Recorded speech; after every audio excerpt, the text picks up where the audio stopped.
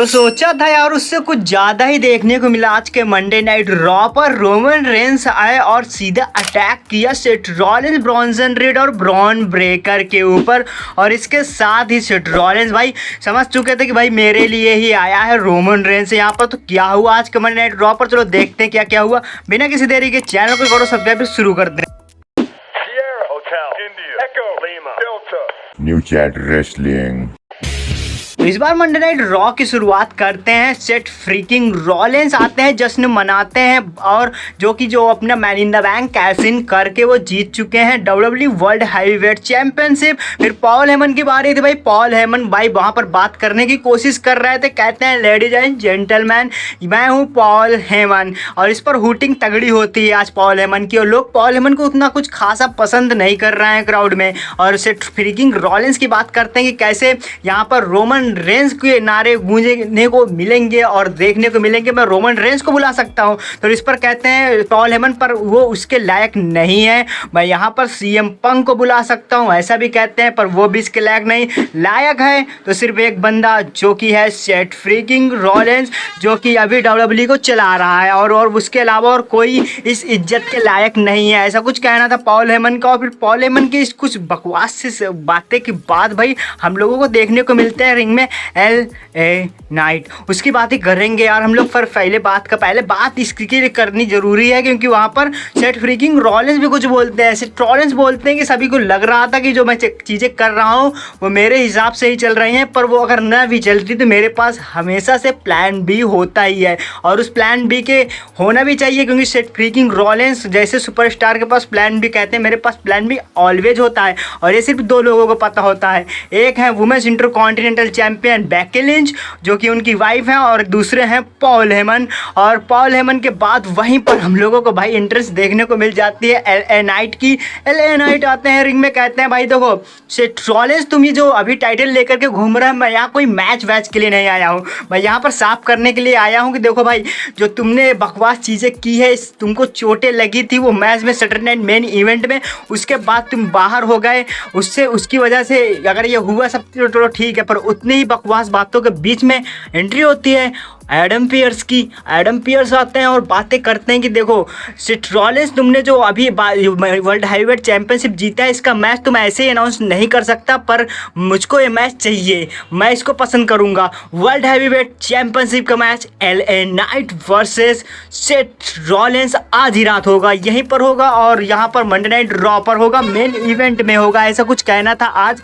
यहाँ पर Adam Pearce ने मैच भाई तुरंत ही बुक कर दिया, आते ही चुटकियों में मैच बुक करके रख दिया और कह दिया भाई सेथ रॉलिंस अब तुम संभालो, और रिंग साइड से बैन कर दिया big Bronson read and Bron Breakker को भी बैन कर दिया रिंग साइड, यानी कि एडवांटेज मिल चुकी थी यहाँ पर LA नाइट के लिए, बहुत ही अच्छा मैच बुक कर दिया था। और इसके बाद हम लोगों को देखने को मिलता है एक और मैच, और वो मैच होता है रूसो वर्सेस सेमस। भाई ये कुछ लंबा नहीं खींच रहे हैं, हर बार हमको मंडे नाइट रॉ पर ये दोनों आपस में फाइट करते हुए नजर आ जाते हैं, और देखने को मिलता है भाई कोई ये जीता कहीं वो जीता, और ज़्यादा कुछ इंटरेस्ट रहता नहीं लोगों को इस मैच में। फाइनली हम लोग बात कर लेते हैं बिना किसी इंटरेस्ट के इस मैच में। तो रूसो अच्छी खासी फाइट कर रहे थे, और फाइट करने के बाद भाई मैच को इतने ज़्यादा सीरियस ये लोग एक दूसरे को इतना ज़्यादा हार्ड करने में आ चुके थे कि भाई ये ध्यान ही नहीं रहा इन लोगों को कि ये लोग रिंग से नीचे हैं, और अंपायर ने डबल काउंट आउट करके मैच को खत्म कर दिया है। और इसके साथ ही ये लोग रुके नहीं, तभी वहाँ पर सिक्योरिटी गार्ड को आना पड़ा। इसके बाद वाले सेगमेंट में हम लोगों को देखने को मिलता है कि भाई शार्लेट फ्लेयर आती है, उनके साथ होती है एलेक्सा ब्लिस जो कि उनको खासा पसंद नहीं करती एक दूसरे को, दोनों ये बातें तो साफ है। और WWE रॉ की सेगमेंट की बात करें तो चैंपियन है तो आना पड़ेगा ही, आती हैं बातें करती हैं कि जो तुम्हारे कंधे पर टाइटल है ये हम लोगों ने वो कहती है मैंने जीत लिया है और मैं अभी चैंपियन हूँ। इस पर वो एलेक्सा ब्लिस कहती है अगर तुम इन सब चीज़ों को सुधारो तो तुमको ये कहना चाहिए कि मैं नहीं हम चैंपियन हैं, यानी कि हम दोनों की वजह से ये टाइटल हम दोनों के कंधों पर है। ऐसा कुछ कहने के बाद से ही बीच में उनको रोक देते हैं यहाँ पर आकर के रॉक्सन पेरेज एंड राकेल रॉड्रिग्स। और राकेल रॉड्रिग्स आती हैं, बात करती हैं शार्लेट फ्लेयर के बारे में, कहती हैं देखो तुम तो मुझको मालूम है मुझको रीमैच नहीं देने वाली ये इस चैंपियनशिप के लिए। पर यहाँ पर एडम पियर्स की एंट्री होती है भाई, वाइल्ड कार्ड एंट्री के साथ ही बुक कर देते हैं मैच वो सीधे चैंपियनशिप के लिए। कहते हैं आज शार्लेट फ्लेयर और एलेक्सा ब्लिस यहाँ पर अपना टाइटल फिर से एक बार डिफेंड कर सकती है। यहाँ पर रॉक्सन पेरेज एंड रकेल रॉड्रिगेज के पास एक मौका होता है कि वो अपना टाइटल जीत ले दोबारा से, और ये मैच बुक हो जाता है। बहुत ही अच्छा मैच चल रहा था और रकेल रॉड्रिगेज इस सब चीज़ों के लिए नहीं आई थी, वो आई थी कि भाई मुझको किसी ना किसी तरह से अपॉर्चुनिटी मिल जाए, पर वो मिल भी गई। फिर शॉर्लेट फ्लेयर का कुछ भाई बवाल से मूव देखने को मिलते हैं हम लोगों को। शॉर्लेट फ्लेयर और एलेक्सा ब्लिस खासा हावी पड़ती हैं आज रॉक्सन पेरेज और यहाँ पर रकेल रॉड्रिगेज के ऊपर। और रकेल रॉड्रिगेज की बात करें तो रकेल रॉड्रिगेज और शॉर्लेट फ्लेयर के बीच में अच्छी खासी फाइट हम लोगों को पहले भी देखने को मिलती थी, अभी भी देखने को मिल रही है। और यहाँ पर रॉक्सन पेरेज तो भाई मैच में नहीं रहती, क्योंकि शॉर्लेट फ्लेयर के सामने रॉक्सन पेरेज जैसी सुपरस्टार क्या ही हैं। और फिर शॉर्लेट फ्लेयर एक तरफा सभी को मारती हैं, वहाँ पर मारने के बाद वहाँ पर कर देती हैं देखो भाई काम खत्म। और काम खत्म करने का मतलब ये था कि जाती हैं एक हाई रिस्क मनोहर वह मूव लगाती हैं और वहीं पर कर देती हैं मैच को खत्म। और इस मैच की खत्म करने की बात करें तो हम लोग ये मैच को जीत लिया था यहाँ पर शॉर्लेट फ्लेयर ने पिन फॉल के जरिए, और पिन फॉल के जरिए इस मैच को जीत लिया था Charlotte Flair and Alexa Bliss ने।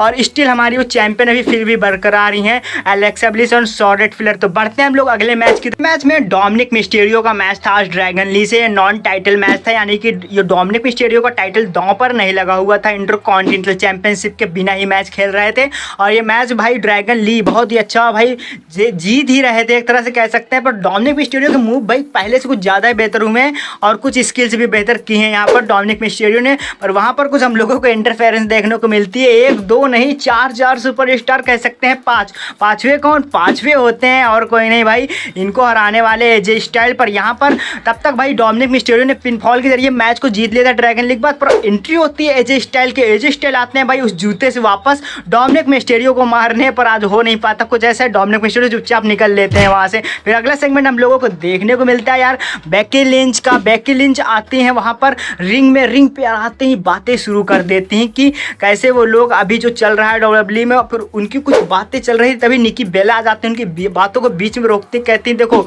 जब तुम डब्ल्यूडब्ल्यूई में आई थी नई तब मुझको लग रहा था कि अब डब्ल्यूडब्ल्यूई वुमेन्स सही हाथों में जा रहा है, वुमेन्स डिवीजन की कमान सही हाथों में है, पर ये कुछ गलत चीज़ें मैंने सोची थी।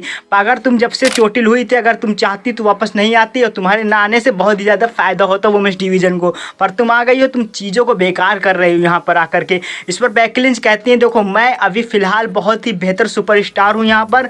और यहाँ पर जॉन सीना की भी बातें करते हैं बेकी लिंच, कहती हैं देखो तुम और जॉन सीना जो कि पहले हुआ करते थे बेस्ट कपल इन डब्ल्यूडब्ल्यूई, फिलहाल तो Seth Rollins and Becky Lynch he best couple, ऐसा कुछ कहते हैं बेकी लिंच। और बेकी लिंच की इन सब बातों के बाद वहाँ पर बारी थी अब निकी बेला की बोलने की। बेला कहती हैं देखो जैसे कि सेथ रॉलिंस भाई इतना झूठ बोलता है, उसके झूठ पर सभी लोग विश्वास कर भी लेते हैं, पर तुम्हारे झूठ पर बोलते तो तुम दोनों ही झूठ हो, पर तुम्हारे झूठ पर कोई विश्वास नहीं करता और यकीन ही नहीं करता कोई। और इस पर वो निकी बेला बोलते हैं कि देखो अब मैं बेकी लिंच वर्सेस निकी बेला एक इंटरकॉन्टिनेंटल वुमेन्स चैंपियनशिप के लिए एक मैच होना चाहिए और ये मैच मैं चाहती हूँ बेकी लिंच के खिलाफ। और बेकी लिंच के खिलाफ ये मैच चाहने के लिए भाई पूरी तरह से लेने के लिए तैयार थी वहाँ पर बेकी लिंच को आ जाता है गुस्सा और बेकी लिंच सीधा एक मुक्का मार देती है वहाँ पर निकी बेला के चेहरे पर और वहाँ से निकल लेते हैं चुपचाप। अब यार इस सीन कुछ अच्छा देखने को मिलने वाला, आखिरकार एक अच्छा मैच बुक ही हो गया यहाँ पर बेकी लिंच के लिए, बेकी लिंच वर्सेस निकी बेला। अब इसके बाद हमको मेन इवेंट में देखने को मिलता है एक बड़ा बवाल मैच, क्योंकि रॉ की शुरुआत में ही पता चल चुका था कि आज एले नाइट भाई चैंपियनशिप के लिए फाइट करने वाले हैं। यहाँ पर सेथ फ्रीकिंग रॉलिंस की मैच की शुरुआत अच्छी खासी हो जाती है,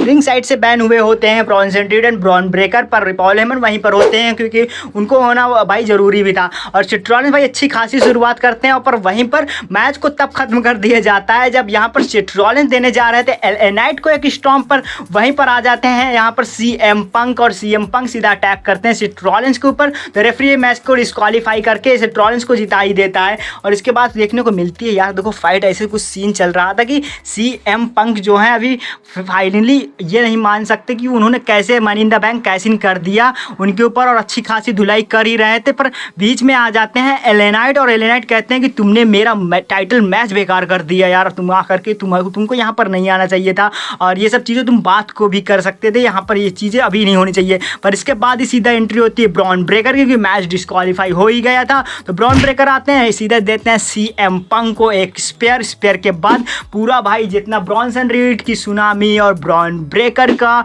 यहाँ पर स्पेयर और इसके साथ ही सेथ रॉलिंस का स्टॉम्प कुछ अलग ही सीन था। सेथ रॉलिंस ने आज स्टॉम्प दिया यहाँ पर सीएम पंक को और सीएम पंक को भाई पूरी तरह से नेस्तो नाबूद कर दिया और ख़त्म कर दिया और फिर टाइटल की भाई पोज देते हुए नजर आए। वहाँ पर सभी बुलाया Bronson read and Bron Breakker को, कहा आ जाओ भाई कुछ टाइटल वाले पोज दे देते हैं एक आध। और वहाँ पर ब्रॉन ब्रेकर तो कि अभी फिलहाल के बिग डॉग कहलाए जाते हैं, बिग डॉग ब्रॉन ब्रेकर भी वहाँ पर मौजूद थे। पॉल हेमन की भाई यही सब मानना है कि बिग डॉग तो फाइनली डब्ल्यूडब्ल्यूई में एक ही है, वो है ब्रॉन ब्रेकर, ऐसा कुछ कहना है। पर वहीं पर जा रहा है तो बीच में थीम प्ले होता है रोमन रेंस का। रोमन रेंस आते हैं और सब हैरान थे कि भाई यहाँ पर ये क्या करने आ गए हैं। रोमन रेंस आते साथ ही सीधा एक सुपरमैन पंच देते हैं ब्रॉन्सन रीड को, और इसके बाद वारी थी ब्रॉन ब्रेकर को। ब्रॉन ब्रेकर को यहाँ पर क्रॉस बॉडी खत्म करते हैं वहाँ पर। इसके बाद सेथ रॉलिंस होते हैं रिंग में। सेथ रॉलिंस भाई सोच करके हैरान थे कि यहाँ पर ये रोमन रेंस क्यों आ गए, ये तो प्लान में था ही नहीं। और प्लान भी तो रेडी होता है सेथ रॉलिंस के पास।